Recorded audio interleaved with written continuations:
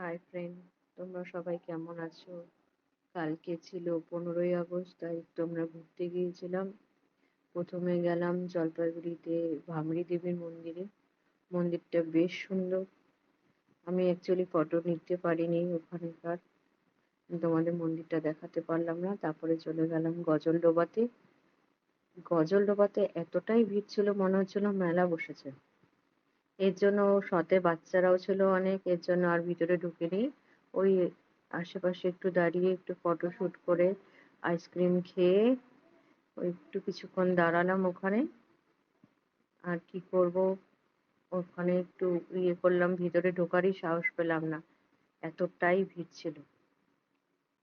তবে বেশ ভালোই লাগছিল, রোদটাও চলে গেছিল তখন। তারপরে চলে গেলাম ডিনার করতে। যে আমরা ডিনার করলাম, অনেকদিন পর সবার সাথে দেখা হলো, বেশ ভালোই লাগছিল, দিনটা ভালোই